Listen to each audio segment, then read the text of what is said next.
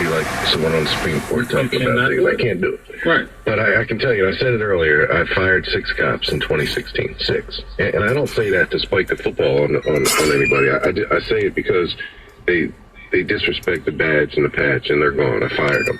And here's something the community should know, that in 3 of those 6 cases, I would not have been able to fire them unless other police officers who were on the scene with them stepped up and said, I saw it and they were wrong.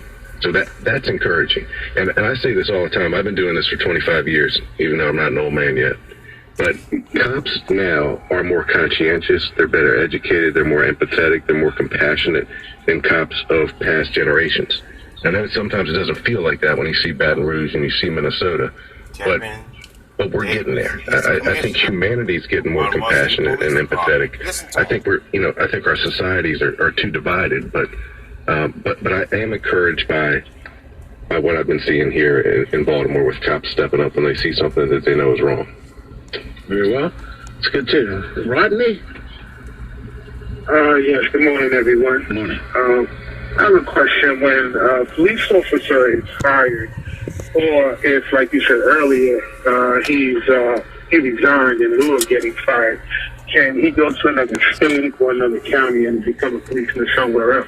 That's a great question. So when you resign in lieu of termination or when you are fired, we send a notice, as we're required to the Maryland Police and Correctional Training Commission. It's in Sykesville, MPCTC, and we put a flag on that person. So if that person tries to be a policeman anywhere else in Maryland or elsewhere, they'll call back and they'll see that person's flagged, and 99 times out of 100, he won't get hired.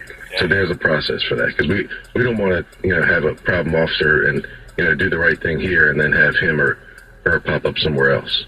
And this year, this is another encouraging statistic. And Mark Twain said about statistics, there's statistics, damn statistics, and lies. But sometimes statistics tell stories. We're 40% down this year in excessive force complaints. 40%. So that's encouraging as well. Can you give your email address once again? Your email address once again. Sure, Coach. It's kevin.davis@baltimorepolice.org. Okay. All right, it's 9:24. Let's hear from Kim. Kim? Yes. Good morning.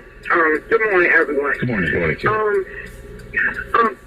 Commissioner, I believe you're doing a good job. Better than bad. I work in Sandtown, and I've been taking the police since before the unrest, and I'm going to forward to you where I had taken the police and I was in a parking lot, and then they sent the sergeant out and harassed me. I'm a forward you those, but I have called the district about open air drug markets, trying to report them, and I've been told by the desk sergeant, well, you need to call 311. You need to call back tomorrow. So when it's even hard for the community to even try to help, because,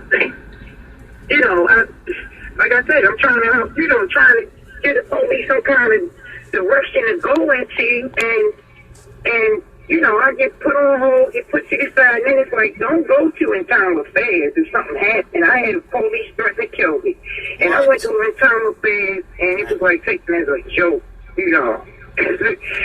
So it's like it's like, what do we do? Who can I get in contact with? Well, Kim, you're in contact with the right person, and if you copy down that email and if you want to send me those videos, please do it. If you have the name of the desk sergeant who gave you that unfortunate response, tell me that too. You deserve to be treated with respect when you call the police for help. So I'm looking forward to getting that note from you.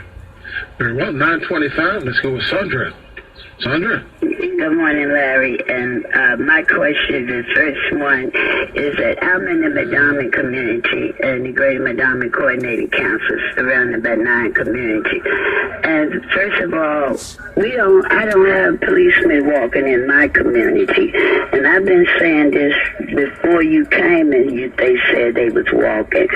Secondly, is now up there at Gwen Falls Elementary on Sunday, those bikers are horrible. horrible up there in that community. Every Sunday now they gather there at the elementary school. And then when we look out the shootings that we have in our communities and the way that y'all send all of those cadets up there, up to Roland Park, and all of this, so we check what's going on over here in the Madonna community with the shooting. We don't, and the cars come through every hour. They keep going. If they stop, they don't get out. You know, so I'm just trying to understand, can we get some of that that's going on with them walking and help us, please? Yes, ma'am. And the academy class, the most recent one that graduated, spent their first 30 days in your district, in the Western District, and you've got a compassionate leader in the Western by the name of Major Cherie Briscoe. And if you don't know her, I'd love to introduce you to her, because you need to establish a relationship with her. And if you haven't seen The Cops Out on Foot, I'm sorry.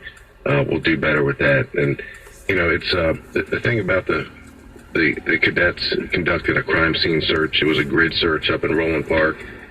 We do that elsewhere in the city. It's just not something that lands on the front page of the newspaper above the fold in a color photograph. So I think that color photograph attracted a lot of people's attention, and people rightly so asked, hey, do you do that elsewhere, or do you just do that in Roland Park? And I'm telling you, we do that elsewhere. And you know, I'm very sensitive to that. I don't want to over or under respond to any community. Got time for just two more questions, family. Let's start with Colton. Colton Douglas, classmate. Classmate and coach. Go ahead, sir. All right. Commissioner, everyone knows that there's a strained relationship between the black community and the police departments all across the country, especially when the majority of police departments are made up of primarily white military men. But there's an interesting statistic that has come out this week, being told to the public, that 71% of the police officers that have been killed within the last year were killed by white males. Now, are your men aware of this? Are most police officers across the country aware of this, rather than having a strained relationship with the black community, that they are being primarily killed by their own kind? Good question. Right. Now, I'm not familiar with that particular statistic, but if it's true, it doesn't surprise me. And, you know, race seems to play a part in every conversation I have, and that's not a bad thing. You know, one of the first questions I asked last night while I was on my way to the police-involved shooting in the Western District was, you know, what race were the 4 police officers? And 3 were African-American and 1 was white. So, you know, I'm aware that race plays a role in perceptions and realities. And your police department, Baltimore Police Department, is a diverse police department. It doesn't perfectly reflect the demographics of the city. We're about 45% African-American, but it resembles it. It's not a perfect match, but it resembles it a whole heck of a lot more than other jurisdictions.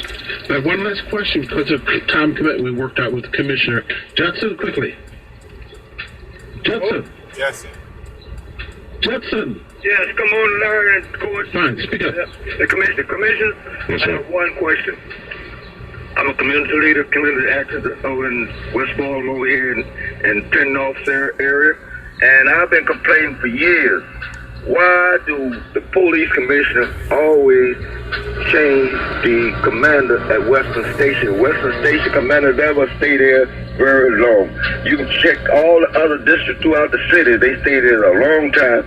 Western, they stay there, I don't know if it's a training ground or whatever. And that's what a lot of community people want, because they build up, black people build up confidence in people. And if you're a stranger or something, you know, and you keep changing, you know, that's why a lot of problems happen. You're gonna have your commander, sir, for a long time. Her name is Cherie Briscoe. She's young, talented.